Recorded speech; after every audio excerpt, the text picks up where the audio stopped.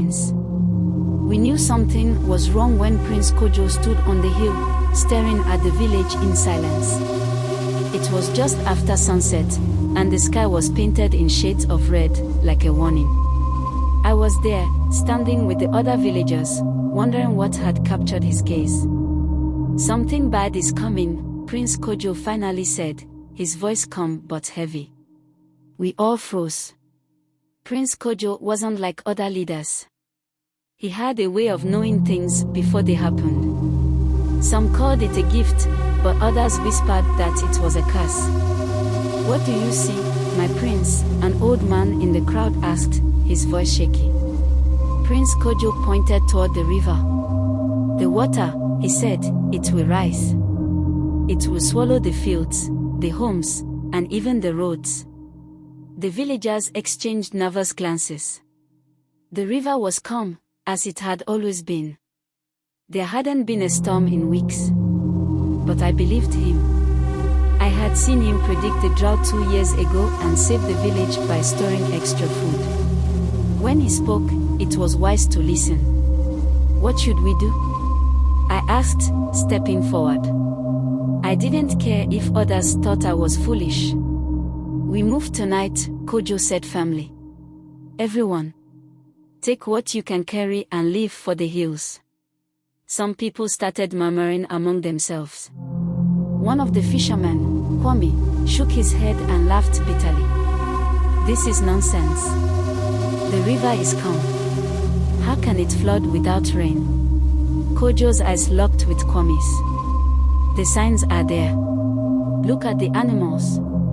The birds have stopped singing. The insects are moving away from the water. Do you think they don't know?" I turned to look, and sure enough, the trees by the river were eerily quiet. No birds, no chirping crickets. Even the goats in the village seemed restless, pacing in their pens. Still, some refused to believe. "You can run if you want, Prince," Kwame sneered. "But I'll stay in my home. I won't leave everything I've built because of a feeling." Kojo didn't argue. "The choice is yours," he said. "But I won't risk the lives of those who trust me." That night, I helped him gather the people who believed him, mostly women, children, and a few elders. It was heartbreaking to see the division in the village. Some packed hurriedly, clutching their belongings, while others stayed behind, confident that nothing would happen. We left before midnight, climbing to the safety of the hills. From up there, we could see the entire village, bathed in moonlight. Everything was quiet, almost peaceful. For a moment, I wondered if the doubters were right. Maybe we had overreacted. But then it began. The river roared like a wild beast, louder than I had ever heard. I rushed to the edge of the hill to see what was happening. The calm water we knew had turned into a monster. It spilled over its banks with terrifying force, crashing into the fields and homes. The sound was deafening, a mix of rushing water and breaking wood. I couldn't look away. The homes we had built with our hands were being washed away, one by one. The fields, where we had planted maize and cassava, disappeared under the churning waves. Those who stayed behind screamed for help, their voices rising above the roar of the river. "We have to help them," someone shouted. But there was nothing we could do. The water was too strong, too fast. Even Kojo, who always had a plan, stood frozen for a moment, his face grim. "They didn't listen," he said softly, more to himself than to us. "But we will rebuild. We will survive." The night felt endless. We huddled together on the hill, watching helplessly as the village was swallowed by the river. Some wept openly. Others sat in stunned silence, unable to process what they were seeing. By dawn, the water had begun to recede, leaving behind a scene of devastation. The village was gone.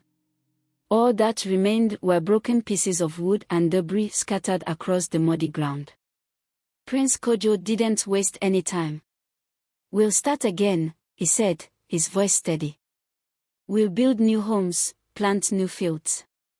But first, we must bury our dead and care for the living. He led us down the hill, organizing search teams to look for survivors. I was part of one of those teams. We found a few people clinging to trees or pieces of debris, but many were lost. Among them was Kwame. His body was found near what was once his home, his face frozen in shock.